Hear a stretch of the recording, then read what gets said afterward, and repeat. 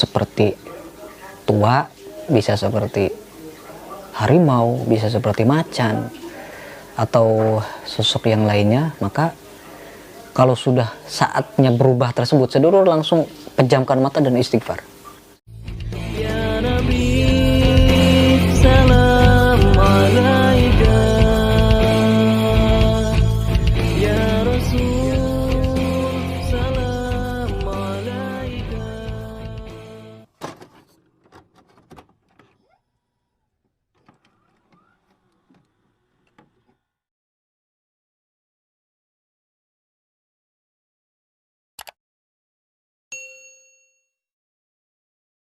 Assalamualaikum warahmatullahi wabarakatuh. Ketemu lagi dengan saya, Ki Bagus Purwas.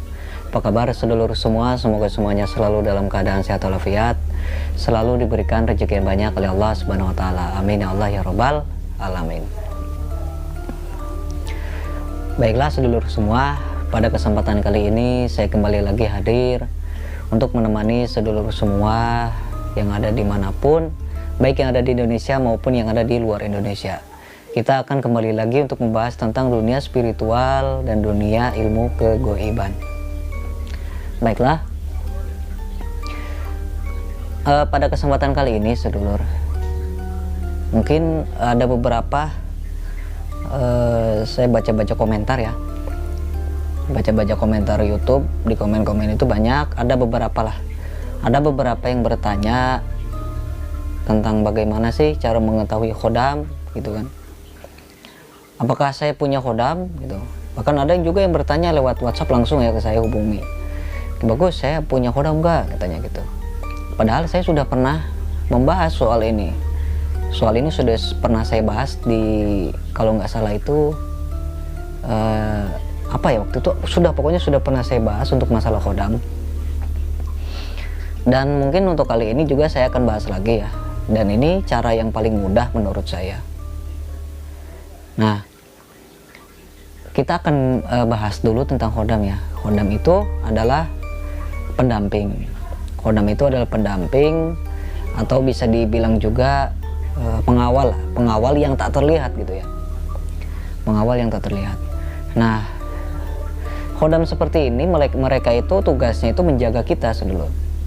Dan itu tergantung dari kemampuan khodam. Ada juga yang memang khodam yang diisi oleh seseorang guru atau seseorang paranormal atau ahli hikmah gitu ya. Mereka itu ditugaskan untuk menjaga gitu, untuk menjaga dari misalnya ada orang yang berniat jahat, ada orang yang misalnya mau menodong kita dari belakang gitu ya, atau mau menjamret kita. Nah, maka secara otomatis khodam yang memang diisi oleh seseorang itu, nah disinilah akan bekerja gitu ya. Maka khodam seperti ini ya, kalau kitanya nggak bisa melihat ya gimana kalau kita mau selaras gitu kan ya. Meskipun secara otomatis kalau misalnya seorang guru itu sudah mengisi kita khodam, maka secara otomatis itu akan bersinergi di dalam diri kita, akan langsung selaras kalau diri kitanya tidak ada hijab ya, kalau tidak ada hijab atau penghalang gitu ya. Nah, untuk penghalang di sini juga ada beberapa hal penghalang, termasuk dari leluhur kita yang tidak mau ada khodam gitu kan. Kalau misalnya ada leluhur di tubuh sedulur, lalu sedulur ngisi khodam ke paranormal gitu ya. Nah, si leluhur ini nggak mau, misalnya jangan ada khodam, saya juga cukup, kamu saya jaga sudah cukup. Nah, maka si khodam yang mau masuk ini maka tidak bisa selaras gitu, karena terhalang oleh leluhur yang dimiliki oleh sedulur secara tidak diketahui begitu. Nah, maka si khodam itu tidak akan selaras, sehingga lama kelamaan dia akan pergi gitu. Dia akan pergi. Nah, yang jadi pertanyaan di sini, sedulur itu tidak tahu apakah khodamnya udah masuk atau belum. Karena ada beberapa faktor, ada beberapa yang bertanya kepada saya, Ki Bagus, saya diisi oleh khodam oleh si Anu misalnya, tapi saya nggak tahu udah masuk apa belum. Loh, kata saya kan, ya udah, Akang hubungi lagi orangnya, gimana cara untuk merasakannya. Masa cuma ngemaharin khodam gitu ya, maharin berapa juta gitu, terus nggak dikasih cara untuk pemanggilannya bagaimana, cara untuk penggunaannya bagaimana, jadi nggak dikasih. Makanya dia tanya ke saya, ya berarti akang salah kalau seperti itu, kata saya kan gitu. Makanya pesan saya kepada sedulur, kalau mau memahari khodam dari seseorang, sedulur minta caranya bagaimana, cara untuk berkomunikasinya, cara untuk penggunaannya bagaimana gitu ya, dan perawatannya, pantangannya, semuanya ditanyakan gitu. Dan sebenarnya kalau memang gurunya memang benar ya, kalau guru tersebut memang jujur gitu ya, maka dia setelah melakukan pengisian langsung memberikan tata caranya gitu, tata cara yang lengkapnya bagaimana. Nah ini sudah dikasih, sudah dimahari, sudah diisi katanya, tapi nggak ngasih cara apapun, udah selesai gitu aja. Nah ini yang jadi pertanyaan, ini yang akan menjadi negatif buat para pelaku ilmu hikmah yang suka mengisi khodam, yang jujur. Mereka itu malah dianggap tidak jujur karena ada paranormal atau ahli hikmah lain yang tidak jujur seperti itu. Dan ada juga beberapa yang bertanya setelah 5 hari orang itu langsung diblokir gitu ya, ada yang seperti itu. Pokoknya di dunia ilmu hikmah ini kita harus teliti untuk memilih guru itu seperti apa, sudah punya murid berapa, atau dia itu latar belakangnya gimana. Kalau cuma sekedar dia iklan di Facebook atau di Instagram kemudian kita mahari, kita tanya-tanya dulu, kita lihat-lihat dulu postingan-postingannya, komentar-komentarnya, seperti itu dulu. Ini buat ini aja pelajarannya gitu yang tadi. Baiklah, kita akan langsung ke intinya. Nah, sedulur, berbicara tentang khodam ini sangat menarik sebenarnya. Karena khodam ini selalu menjadi primadona di dalam ilmu hikmah. Di dalam dunia spiritualis selalu jadi primadona. Karena banyak sekali loh. Banyak sekali yang memang pengen punya khodam, banyak sekali. Saya jujur sekali. Ada dari semua murid-murid ya, dari semua murid-murid saya, itu 50% itu semuanya pecinta khodam. Semuanya pencinta khodam. Nah dari yang 50% itu, yang semuanya ada yang suka ini, ada yang pengasihan, ada yang ini. Dan yang paling banyak itu adalah pecinta khodam. Maka banyak sekali sedulur-sedulur yang kenal saya dari YouTube gitu ya, kenal saya dari Facebook, Instagram. Baru kenal gitu ya, langsung tanya, Ki Bagus, saya mau diisi khodam ini gitu. Makanya sangat banyak. Nah ini cara ini akan saya babar di sini. Jadi supaya sedulur semua yang ada di seluruh dunia tahu, semuanya pada ini ya bisa melakukannya gitu. Nanti supaya kedepannya tidak bingung cara untuk tanda-tanda kita sudah memiliki khodam itu bagaimana gitu kan. Khodam kita itu sudah masuk atau belum, kita kan nggak tahu ya gitu. Yang pertama itu yang perlu kita ketahui, untuk menggunakan cara ini sedulur jangan takut. Sedulur jangan takut, jangan ragu-ragu, jangan pesimis. Sedulur harus yakin dan sedulur harus melakukannya dengan sungguh-sungguh begitu ya. Jadi supaya nanti pas proses pemanggilan khodam itu tidak ada campur tangan dari sosok-sosok jin yang lainnya gitu. Nah dikhawatirkan nanti ada sosok jin yang lainnya yang sehingga dia itu ikut campur dalam proses pemanggilan khodam atau ritual ini gitu ya. Nah untuk cara pertama, yang pasti cara pertama itu selalu dengan membersihkan diri dengan berwudu. Kalau punya hadas besar ya sedulur mandi wajib dulu. Kalau tidak punya hajat besar ya berarti sedulur bersuci dengan melakukan berwudu gitu ya.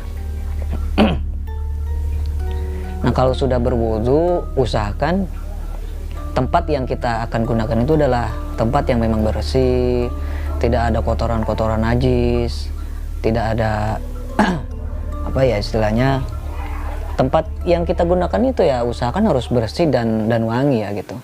Karena untuk melakukan proses seperti ini kita harus dalam keadaan yang suci, bersih, dan juga keadaan ruangannya pun juga seperti itu, suci, bersih, dan wangi begitu. Nah kemudian kita siapkan kaca cermin ya. Cermin ya sekiranya ukuran apa ya, ya minimal seginilah, bisa untuk melihat muka kita sendiri sedulur, bisa untuk melihat muka kita. Nah di depan cermin itu kita siapkan kursi atau bangku gitu ya, buat kita duduk. Kita duduk seperti ini, menghadap ke cermin tersebut. Tentu dalam keadaan suci ya, keadaan suci, bersih, ruangan itu sudah wangi semua. Boleh kita menyalakan dupa, boleh kita menyalakan buhur. Tujuannya supaya lebih wangi tempatnya. Dan wewangian tersebut itu bisa mempengaruhi alam bawah sadar kita, sehingga kita lebih tenang, kita lebih konsentrasi gitu ya. Dan dengan menghirup wewangian seperti itu, kita akan menuju ke proses yang lebih tenang dan rileks lagi ke sananya gitu. Tapi kalau nggak punya ya nggak apa-apa, nggak punya dupa, buhur ya nggak apa-apa. Maka tidak perlu menggunakan buhur begitu ya. Nah, kemudian kita lihat cermin.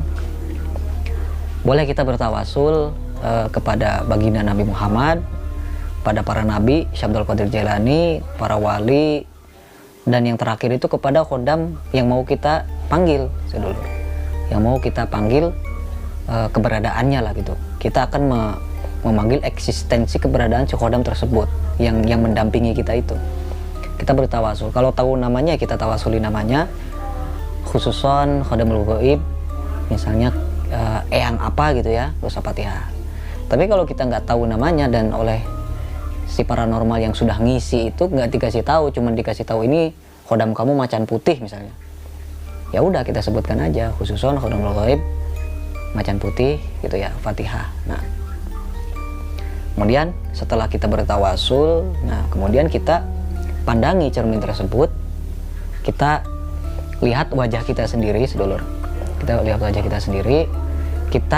Yang kita lihat itu adalah posisinya di sini, di tengah-tengah alis ya. Nah di sini.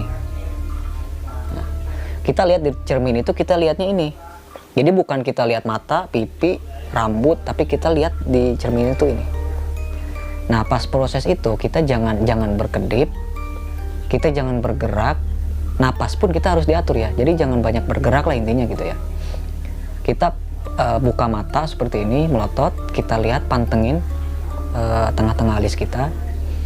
Boleh kita membaca Allah, Allah, Allah, Allah, atau ya Latif, ya Latif, ya Latif, ya Latif, atau ya Khobir, ya Khobir, ya Khobir. Itu dari 3 itu sedulur pilih aja yang mana.